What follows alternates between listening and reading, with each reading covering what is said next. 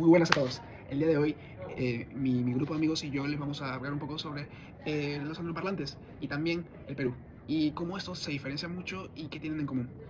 Adicionalmente, también vamos a hablar sobre su liderazgo, cómo funciona internamente y externamente la empresa y mucho más. En este video va a haber algo interesante, porque cada video es muy distinto al otro. Y usted dirá, es que no tiene concordancia y ya nada más. No, no, no. Es por algo en específico. Es porque al final nosotros nos formamos en base de criterios de cultura de personas y de muchos aspectos. Es por eso que nada puede ser igual, por más que estamos en un país o de uno distinto.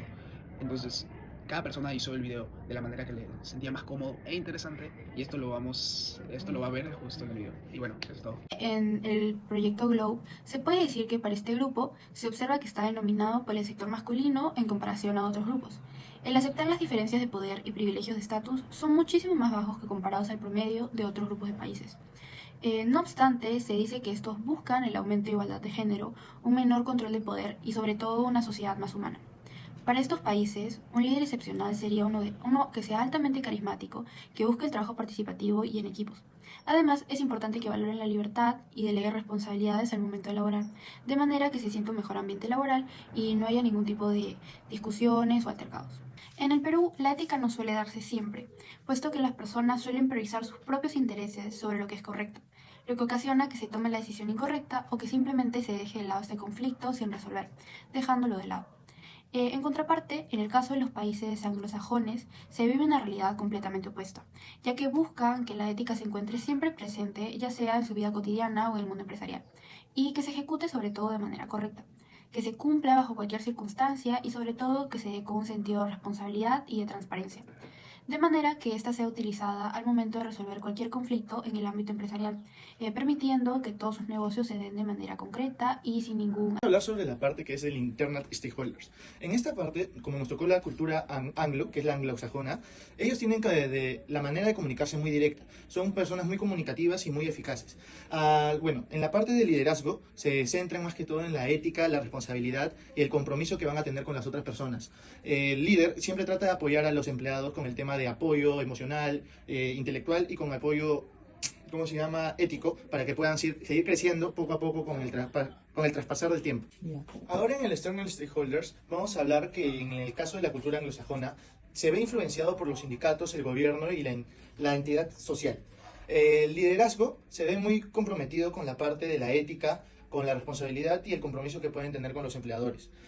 En este caso, en los países que tienen la cultura anglosajona, el sindicato perdió un poco de fuerza en el tema del sector privado, pero en el sector público es como que ha agarrado un poco más de satisfacción para poder tener mayores derechos y mayores como que controles contra las empresas abusadoras y explotadoras con los trabajadores. En el caso de Perú podemos influenciarnos por el tema de las huelgas pacíficas, que como ahorita lo podemos apreciar, es que tienen derechos. Tenemos derechos. Y siempre lo van a tener que como que sobreexplotar para que puedan apoyarlos. Y hacen este tipo de huelgas. También hacen como que estas huelgas por querer un aumento o ser muy explotados y no valorados. Aumento. Y en este caso sería todo. Muchas gracias. Leaders in Anglo cultures are typically evaluated based on personal accountability and individual achievement. They are expected to stand out by making individual decisions. Maria. What do you think Maria did better than you? I think she had better time connections.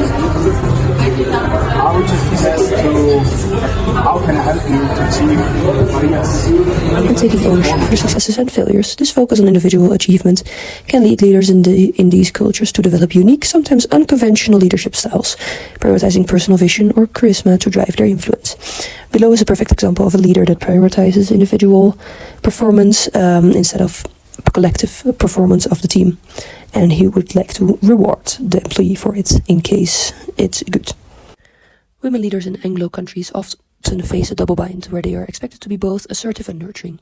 This dual expectation can create challenges, as women may face criticism for being too aggressive or too soft, which can be seen in the video. Former Prime Minister of the UK, Theresa May, got criticized for her reserved and cautious leadership style, for example, especially during Brexit. While male leaders might be viewed as strategic and decisive, May face criticism. Hello, my name is Emil and I'm currently studying in Lima. 4 years ago, I used to work as a retail staff for 6 months for the Whitecaps, which is a football club. in Vancouver. Based on this experience, I'm going to give you some recommendations to foster a better relationship and to become a good leader in the Anglo countries. First, you should encourage direct and honest discussion, minimizing hierarchy and build trust between the leaders and their staff. For example, in my case, we used to have one pizza dinner with the boss each month to create a trustful relationship with him. Also, Anglo leaders support decentralized decision making and do not hesitate to listen to the ideas of the staff. During those pizza dinners, they always asked us how they could improve the customer experience in the store and let us change, for example, the emplacement of each product in the store. Even as we were just retail staff, which improved our motivation, it also made us felt really involved in the company. Also, you should provide performance goal and timely feedback. In my case, I used to receive one message after almost all my shifts, thanking me for my work and telling me what did I do really good and what could I improve the next time. This helps the team to align their efforts with the objective of the company. Be also careful to create an inclusive workplace and support diversity program, because in those kind of country there is a lot of different people from different countries with different backgrounds and different cultures. So make sure that everyone feels good in the team and that you accept diversity. Last but not least, do not forget the external stakeholders. Make sure to maintain open and ethical communication with them. This transparency builds a positive reputation and ensures smoother compliance. Ok, vamos a terminar con las 5 conclusiones de este video, ya dada por la información de mis compañeros. Uno muy importante es que los angloparlantes son personas que para liderar necesitas 2 aspectos muy importantes: ser ético e inclusivo. Además de esto, se debe ser transparente y dar todo tipo de información respecto a las deudas y no cometer atrasos en estas. Esto es muy importante para mantener la confianza de los stakeholders. Segundo, los angloparlantes son unas personas muy comunicadoras y no tienen mucho problema a la hora de socializar y crear un ambiente laboral muy dinámico. Entonces es importante ser bueno en ese aspecto, en el aspecto comunicativo, ya que de esto depende un poco cómo te vaya a ir en la empresa y hasta qué grado puedas alcanzar. Porque al final eso es lo que se busca, inclusividad. Tercero, la influencia de los stakeholders externos. Factores como los sindicatos, el gobierno y la sociedad influyen mucho en el estilo de liderazgo que impulsa a estos líderes ser éticos y adaptables. En contraste con Perú, el cumplimiento legal y la regulación tienen un impacto fuerte en el liderazgo. Es por eso que en el Perú es tan complicado. 4. La diversidad y la igualdad de género son aspectos muy importantes en los países anglosajones. Es por esto que, a comparación de Perú, ellos sí mantienen mucho ese aspecto para poder pertenecer a una empresa.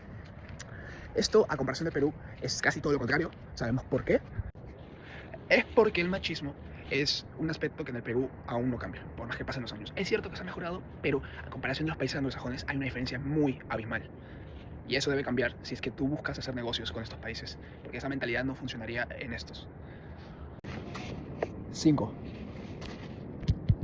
Incentivar el feedback constructivo es muy, pero muy importante. Esto es muy obvio, el por qué. Las empresas necesitan siempre estar al tanto de los empleados, pues cualquier cambio puede afectar mucho el ecosistema del trabajo y el sustento que pueda tener también la empresa. Esto se ve. Es porque los empleados están en una constante evolución.